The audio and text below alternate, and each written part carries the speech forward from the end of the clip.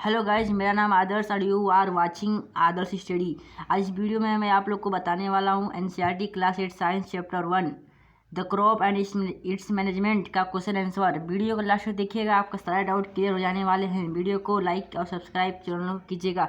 देखिए, सबसे पहला क्वेश्चन है select the correct word from the fill in the list में जो दिया गया है float, water and crop, nutrients and preparation. इन सभी को इस जो 4 क्वेश्चन दिया गया है इसमें भरना है, फिल इन द ब्लैंक्स करना है। तो देखिए, सबसे पहला जो क्वेश्चन है कि दिया गया है कि the same kids plant grow and cultivated on large scale at a place is called crop. यह जो आपको यह पता होगा जब आपने लेक्चर वाला वीडियो देखा होगा कि जब एक ही स्थान पे बहुत सारे जो होता है ना सीड्स को यदि हम जब कल्टीवेट करते हैं तो हम उसे क्रॉप बोलते हैं। यहाँ पे देखिए क्रॉप का स्पेलिंग लिखा गया है। इसके बाद है कि the first step before growing crop is, crops को ग्रो करने के लिए जो पहला स्टेप क्या होता है, तो पहला स्टेप होता है preparation of the soil. Preparation का स्पेलिंग देख लीजिए, प्रिपरेशन का यहाँ पे देखिए लिखा गया है। इसके बाद है कि सी वाला जो है कि डैमेज सीड वुड, फिर यहाँ पे देखिए space feed on top of the water. यहाँ पे फॉल्ट होगा, जो डैमेज सीड होता है जब उसे हम लोग वाटर में डालते हैं तो वह क्या होता है कि ऊपर आ जाता है। इसके बाद है कि for growing a crop sufficient sunlight and space from the soil are essentially. तो यहाँ पे जब हमें किसी भी एक क्रॉप को ग्रो करने के लिए किस चीज़ों की ज़रूरत पड़ती है, तो एक सफिशिएंट सनलाइट की ज़रूरत पड़ती है। इसके बाद एक वाटर की भी ज़रूरत पड़ती है और उसके बाद न्यूट्रिएंट्स की भी ज़रूरत पड़ती है। यहाँ पे हमें वाटर भरना है, यहाँ पे न्यूट्रिएंट्स भरना है। इसके बाद देखिए क्वेश्चन नंबर 2 में आते हैं। तो सेकंड क्वेश्चन है कि match item in the column A with the B. हमें क्या करना है, कॉलम ए से कॉलम बी को मिलान करना है। तो कॉलम ए में देखिए पहला खरीफ क्रॉप्स है, तो इसका क्या होगा, तो इसका हो जाएगा आपका पैडी एंड मैजा, यहाँ पे पहले का ई। इसके बाद है रबी क्रॉप्स का होगा वीट, ग्राम एंड पी, यहाँ पे डी वाला हो जाएगा। इसके बाद केमिकल फर्टिलाइजर का क्या होने वाला है, तो केमिकल फर्टिलाइजर का होने वाला है यहाँ पे देख लीजिए बी कैसे होगा, क्योंकि यहाँ पे देखिए केमिकल फर्टिलाइजर का बी होने वाला है, क्योंकि यूरिया जो सुपर फॉस्फेट होता है ये सब क्या होते हैं, केमिकल फर्टिलाइजर होते हैं। इसके बाद है कि ऑर्गेनिक मैन्योर क्या होता है, इसका कौन सा होगा, तो ऑर्गेनिक मैन्योर का यहाँ पे ये वाला सी वाला है कि animal etcetera, cow dung, urine and plant waste. आप लोग को देखिए यहाँ पे लिखा गया आंसर, अपने बुक से मिला लीजिएगा। पहले का ई है और सेकंड का डी है, थर्ड का बी एंड फोर्थ का सी है। इसके बाद देखिए हम लोग क्वेश्चन नंबर आते हैं। क्वेश्चन नंबर 3 को देखिए। क्वेश्चन नंबर 3 में दिया गया है कि गिव 2 एग्जाम्पल ऑफ ईच। हमें दोनों का हमें एग्जाम्पल देना है, दो एग्जाम्पल देना है। तो पहला खरीफ क्रॉप्स के बाद है रबी क्रॉप्स। देखिए जो खरीफ क्रॉप होता है इसका एग्जाम्पल हो जाएगा आपका पैडी हो जाएगा, जो धान होता है इसके बाद मैदान मक्का हो जाएगा। इसके बाद है कि रबी क्रॉप, तो रबी क्रॉप का हमने पढ़ा है, इसका एग्जाम्पल तो वीट होता है, गेहूँ और ग्राम मिक्स चना हो गया। इसके बाद क्वेश्चन नंबर 4 की रोड में चलते हैं। क्वेश्चन नंबर 4 देखिए, यहाँ पे आपको हम डिटेल्स में मैं समझाने वाला हूँ कि राइट पैराग्राफ हम लिखना है। क्या लिखना है, पैराग्राफ किस के ऊपर, प्रिपरेशन ऑफ सॉइल के ऊपर, सोविंग के ऊपर एंड वीडिंग के ऊपर एंड थ्रेसिंग के ऊपर, वो भी अपने वर्ड में। तो देखिए आप लोग को मैं बता देता हूँ किस प्रकार लिखेंगे। तो देखिए जैसे सबसे पहले हम लिख देते हैं प्रिपरेशन ऑफ सॉइल के ऊपर। देखिए हमने यहाँ पे लिख दिया हूँ, यहाँ पे देखिए हेडिंग डाल लीजिएगा प्रिपरेशन ऑफ सॉइल। फिर है कि soil preparation is necessary before growing, एक मिनट रुकिए, हाँ, बिफोर ग्रोविंग अ क्रॉप। इसका मतलब हो गया कि किसी भी क्रॉप को ग्रो करने के लिए हमें सबसे पहले क्या करना पड़ता है, सॉइल का प्रिपरेशन करना पड़ता है। इसके बाद है it involve tilling and losing the soil. इसमें क्या इन्वॉल्व होता है, tilling and loosening of the soil, soil का खुदाई करना भी इसमें इन्वॉल्व होता है। इसके बाद these allow root to penetrate deep into the soil to breathe easily even when they are deep.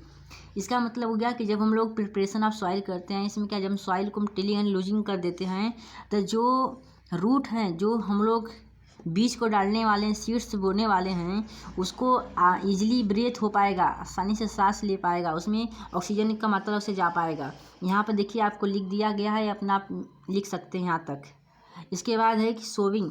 देखिए सोविंग के बारे में आपको बता देता हूँ कि लिखा गया है the process of putting seed into the soil called sowing.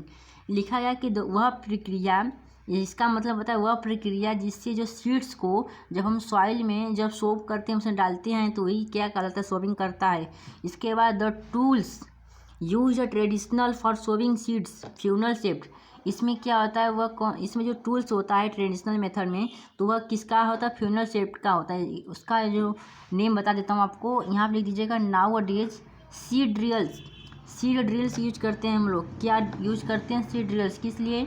यहाँ पे क्वेश्चन बहुत सारे बन जाते हैं कि what are used of seed drills की क्या यूज होते हैं? ये सोविंग के काम में आता है। यूज फॉर सोविंग, देखिए लिखा है use for sowing with the help of tractor, ये ट्रैक्टर की मदद से चलता है। This tool so the seed uniformly at proper distance and the, यह क्या करता है कि इसे यूनिफॉर्मल एंड प्रॉपर डिस्टेंस में इसे सोप कर देता है। इसके बाद देखिए यहाँ पे आप इसका आंसर लिख सकते हैं। इसके बाद जो सी वाला है, सी वाला आप देख लीजिए, आपको बता देता हूँ। सी वाला में लिखा है वीडिंग, यहाँ पे देखिए हेडिंग डाल दिया वीडिंग। सम अनडाइजेबल प्लांट, यहाँ पे क्या है? Undesirable plant grow along with the crop and these unwanted plants are called weeds. देखिए वीडिंग के बारे में हमें लिखना है, तो कुछ लाइन से यहाँ पे लिख सकते हैं कि जो प्लांट्स में अनडाइजेबल प्लांट ग्रो हो जाते हैं क्रॉप के अंदर, जो हम लोग को नहीं चाहता है, नहीं हम लोग को अच्छा नहीं रहते हैं, तो उसे ही हम क्या कहते हैं? वीड्स कहते हैं। यहाँ तक सबसे पहले लिख दीजिएगा some undesirable plant grow along with the crop and these unwanted plants are called weeds. इसके बाद लिखते हैं this the process of the removing this unwanted plant called weeding. Weeding क्या होता है? तो यहाँ पर देखिए वह प्रक्रिया होता है जिसमें क्या कि रिमूव करते हैं किसी अनवांटेड प्लांट को हम लोग रिमूव करते हैं, इसी कहते हैं वीडिंग।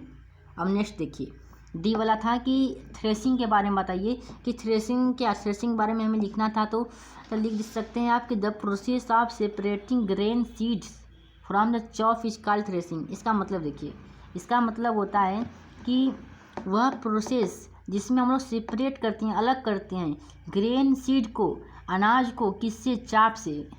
जिस जो चाफ होता है उससे हम जो ग्रेन सीड को सेपरेट करते हैं, इसे हम थ्रेसिंग कहते हैं। यहाँ तक समझ गया आपको? अब देखिए क्वेश्चन नंबर 5 की ओर हम चलते हैं। क्वेश्चन नंबर 5 में दिया गया है, यहाँ पे देखिए कि एक्सप्लेन कीजिए how fertiliser are different from the manure. जो फर्टिलाइजर्स होते हैं वो किस प्रकार मैन्यूअर से डिफरेंट होते हैं। तो देखिए हम आपको ये बता देता हूँ, आप अपने कॉपी में, नोटबुक में कॉलम बना लीजिएगा। यहाँ लिख लीजिएगा फर्टिलाइजर, यहाँ पे लिख दीजिएगा और मैन्यूअर यहाँ अपना लिख लीजिएगा। अब देखिए हम आपको फर्टिलाइजर के कुछ बेनिफिट एंड सब बता देंगे, और उसके बाद मैन्यूअर की। यहाँ देखिए पहला आप लिख के लीजिएगा कि fertiliser is an inorganic salt. जो फर्टिलाइजर होता है क्या होता है? इनऑर्गेनिक साल्ट होता है। मैन्यूअर क्या होता है? Manure is a natural substance obtain by the decomposition of cattle dung, human waste and plant रेड्यूस। देखिए यहाँ पे आप पहला इन दोनों का डिफरेंस यहाँ पे है कि देखिए फर्टिलाइजर का डिफरेंस आप लिख दिया हूँ, यहाँ पे मैन्यूअर का डिफरेंस यहाँ तक है। इसके बाद सेकेंड डिफरेंट क्या होता है दोनों में? तो सेकेंड होता है कि fertiliser prepared in the factory. जो फर्टिलाइजर्स होते हैं इसे हम प्रिपेयर कर सकते हैं फैक्ट्रीज में, ठीक है। इसका जो मैन्यूअर होता है इसे कहीं पे भी प्रिपेयर किया जाता है फील्ड में। Manure can be prepared in the field में आप इसे कहीं भी प्रिपेयर कर सकते हैं। ये दूसरा हो गया इन दोनों में डिफरेंस। अब देखिए तीसरा डिफरेंस होता है कि जो फर्टिलाइजर होता है does not provide any humus in the soil. जो फर्टिलाइजर होता है यह सॉइल को कोई ह्यूमस प्रदान नहीं करता है। ऐसी जगह जो मैन्यूअर होता है यह provide lot of humus in the soil. यह सॉइल को बहुत सारे अधिक ह्यूमस प्रदान करते हैं क्या? मैन्यूअर।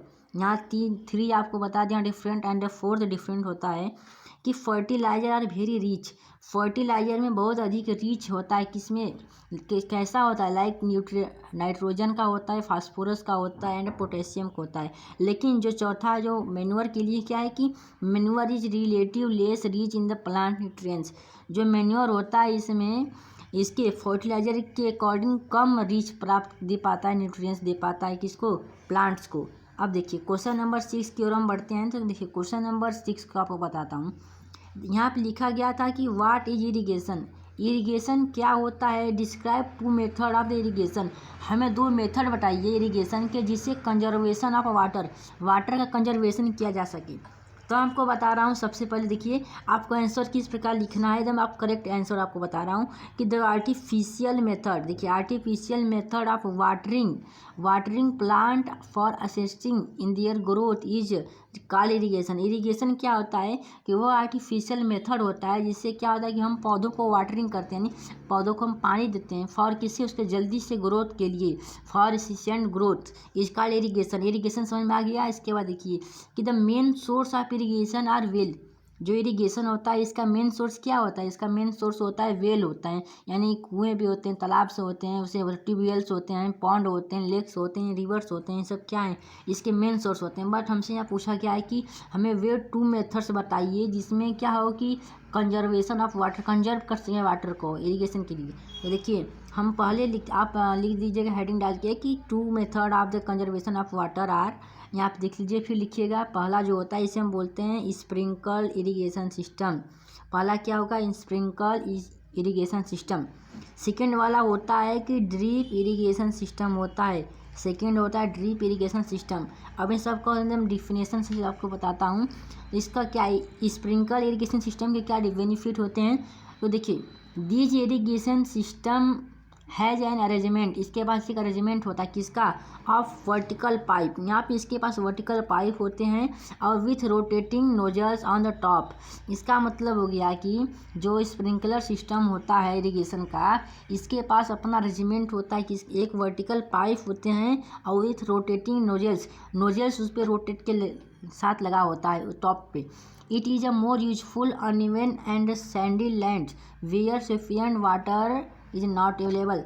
जैसे कि हमें कहाँ पे इसका अधिक यूजफुल हो सकता है, तो वहाँ पे जहाँ पे हमें सफिशिएंट वाटर नहीं अवेलेबल हो, जहाँ पे पर्याप्त मात्रा में वाटर नहीं होता, वहाँ पे आप स्प्रिंकलर सिस्टम इरिगेशन का यूज कर सकते हैं। यह सैंडी लैंड के लिए अधिक उपयोगी हो सकता है। अब आगे देखिए, ड्रिप इरिगेशन सिस्टम क्या होते हैं। तो जो ड्रिप इरिगेशन सिस्टम होता है इसे this irrigation system has an arrangement, इसके पास भी एक अपना अरेंजमेंट होता है। किस चीज़ का? पाइप्स और tube with very small hole in the them water plant drop by drop just at the base of the root.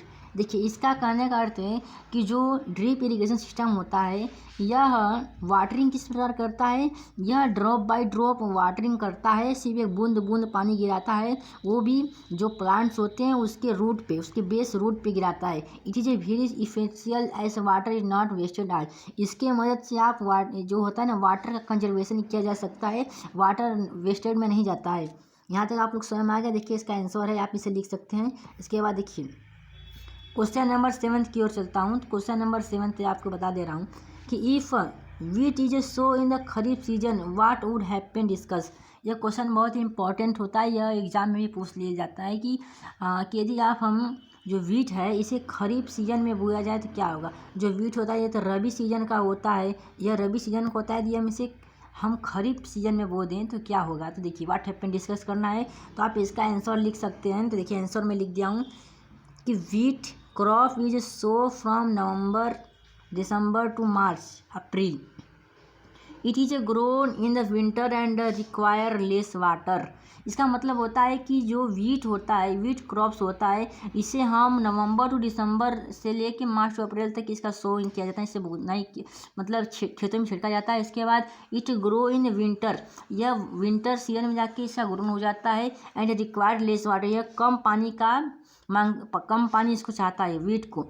If A wheat is so in kharif season it produce will be decrease considerable.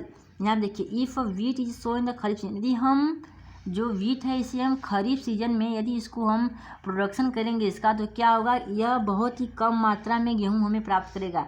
इससे क्या हुआ कि जो हम लोग को wheat से गेहूँ प्राप्त होता है, जो इसका हमें प्राप्त होता है क्रॉप, वह नहीं बहुत ही कम मात्रा में प्राप्त होगा। इसका आंसर देखिए यहाँ पे लिखा है क्वेश्चन नंबर 7 का, आप लिख सकते हैं। अब क्वेश्चन नंबर 8 की ओर मैं बढ़ता हूँ। तो क्वेश्चन नंबर 8 में देखिए क्या लिखा गया था कि explain how soil get affected by the continuous plantation of crop in the field. Answer कि जो एक्सप्लेन करना है कि जो सॉइल होता है किस प्रकार अफेक्टेड हो जाता है यदि हम लगातार उसमें क्रॉप फील्ड में क्रॉप्स को यदि हम प्लांटेशन करते रहें। तो देखिए इसका आंसर है कि continuous plantation of crop makes the soil poor in certain nutrients as the crop take off the nutrients from the soil. यहाँ देखिए मैं आंसर लिख दिया हूँ, आंसर लिखा हूँ कि जो कंटिन्यूसली जब हम प्लांटेशन करेंगे क्रॉप का, तो जो सॉइल है पुअर हो जाएगा इन द सर्टेन न्यूट्रिएंट्स के लिए। यहाँ पे समझ गए। अब देखिए इसके आगे का लिखिए these soil become infertile it does not get enough time replacing nutrients. यदि देखिए जो हम लोग खेतों में, जब हम अपने खेतों में कोई भी सीड को जब हम बुनाई करते हैं, उसको सो करते हैं, तो उसके बाद उससे कुछ समय दिया जाता है कि उसके कुछ टाइम बाद हम लोग क्या करते हैं, दोबारा उसमें खेती करते हैं। जैसे कि खरीफ सीजन में हम लोग वीट का यदि हम वीट को सो करते हैं, तो उसके बाद रबी सीजन में कुछ और चीज़ों को हम लोग सो करते हैं। इसी प्रकार वही पे यहाँ पोस्टर दिया गया था, यदि हम लगातार गेहूँ को यदि हम हर साल मतलब प्रत्येक, जैसे कि इंडिया में 2 सीजन्स होते हैं, एक बार रबी सीजन होता है और एक खरीफ सीजन होता है। यदि हम दोनों सीजन में वीट को बोएंगे तो हमें यहाँ पे हमें बेनिफिट नहीं होगा, जो सीड्स हैं हमें ग्रेन नहीं प्राप्त हो पाएंगे। वही हमें पूछा गया था। इसके बाद है कि नेक्स्ट क्वेश्चन यहाँ पे है, क्वेश्चन नंबर देखिए कि व्हाट आर वीड्स, वीड्स क्या होते हैं, how can we control them. जो वीड्स है यह क्या होता है, तो आपको पता है जो अनडाइजेबल प्लांट्स होते हैं, क्या होते हैं, अनडाइजेबल प्लांट होते हैं, अनवांटेड। देखिए यहाँ पे एग्जाम आंसर देख लीजिए, लिखा गया है कि the undesirable and unwanted plant which are grow naturally along with the crop are called weeds. Weeds क्या हो गया, देखिए यहाँ पे इसका लिखा क्या है, वह अनडाइजेबल प्लांट्स होता है, अनवांटेड प्लांट होता है, जो कि नेचुरली ग्रो हो जाता है, किसमें, क्रॉप के साथ ग्रो हो जाते हैं, इसे क्या बोलते हैं, वीड्स बोलते हैं। इसके बाद the growth of weeds can be controlled by the adopting many way. इससे हम लोग बहुत सारे तरीके से हम रोक सकते हैं। एग्जाम्पल के सहित देखिए कि tilling before sowing the crop help the uprooting and killing of weeds. जो हम लोग खेतों में जब हम लोग सोविंग करते हैं, क्रॉप्स को जब बोते हैं, उससे पहले उसका टीलिंग करते हैं, जिससे क्या होता है कि वीड्स न बहुत कम मात्रा में ग्रो होंगे, किलिंग हो जाएगा वीड्स का। And which may be their dry and get mixed with the soil. यह ड्राई हो जाएगा, उसके बाद सॉइल के साथ मिक्सड हो जाते हैं। Weeds are also controlled by the using certain chemical. जो हम लोग वीड्स को कंट्रोल करना है तो हम लोग एक सर्टेन केमिकल का भी यूज कर सकते हैं, कॉल्ड वीडिसाइड्स। यहाँ देखिए वीडिसाइड्स होता है, इसका उपयोग करके इसमें स्प्रे कराते हैं अपने फील्ड में, तो वीड्स क्या होते हैं, किल हो जाते हैं। क्वेश्चन नंबर 10 देख लीजिए। क्वेश्चन नंबर 10 देखिए कि अरेंज द फॉलोइंग बॉक्स। यहाँ पे आपको मैं दिखा दे रहा हूँ अभी, या जो आपको दिया गया है इसे हम अरेंज करना है। तो देखिए यहाँ पे आपको दिख सकता है, यदि आपको इमेज क्लियर नहीं दिखे तो बुक में देख लीजिएगा, मैं आपको इसका आंसर बता दूंगा। कि यहाँ पे सबसे पहले क्या लिखा गया था, कि यहाँ पे लिखा गया है, एक मिनट रुकिए, आपको मैं आंसर बता दे रहा हूँ क्योंकि मुझे नहीं दिख पा रहा है, आपको नहीं दिख पा रहा हो, अपने बुक में देख लीजिएगा। सबसे पहले 5वां होगा, 5वां क्या है, plugging the field. Plugging the field को आपको पहले लिख दीजिएगा, उसके बाद पहले प्रिपरेशन ऑफ द फील्ड होगा। सबसे पहले क्या होता है, किसी भी क्रॉप को हम लोग ग्रो करते हैं उससे पहले क्या करते हैं, प्रिपरेशन ऑफ द सॉइल करते हैं। तो प्रिपरेशन ऑफ द सॉइल यहाँ पे है, ठीक है। इसके बाद है 6वां नंबर प्लगिंग द फील्ड। उसके बाद हम लोग खेतों की जुताई करते हैं ना, तो वही हो गया प्लगिंग ऑफ द फील्ड। उसके बाद 6वां, पहले 5 फिर 6, फिर उसके बाद कौन सा होगा, उसके बाद चौथा होता है सोविंग। उसके बाद हम लोग क्या करते हैं, खेतों में बीज को बोते हैं, चौथा हो गया। उसके बाद क्या है कि मैन्युअरिंग, उसमें हम लोग मैन्युअर करते हैं, हम लोग जो खाद डालते हैं ना, वही हो गया मैन्युअरिंग 7वां। इसके बाद है इरिगेशन, हम लोग करते हैं, इरिगेशन करते हैं, हम लोग वाटरिंग नहीं करते हैं खेतों में, वही होता है इरिगेशन। इसके बाद हार्वेस्टिंग करते हैं, उसका हम खेतों की कटाई करते हैं। उसके बाद sending the crop sugar factory. इसके बाद हम लोग जो क्रॉप्स हम लोग को प्राप्त होता है उससे हम लोग फैक्ट्री में भेज देते हैं, अपने रख लेते हैं अपने घरों में। यदि वीडियो आपको अच्छा लगा तो इसे लाइक कीजिएगा, अपने दोस्तों के साथ भी शेयर कीजिए और हमारे चैनल को सब्सक्राइब कीजिए। इसे वीडियो से हम 1000 लाइक एम रखते हैं। धन्यवाद।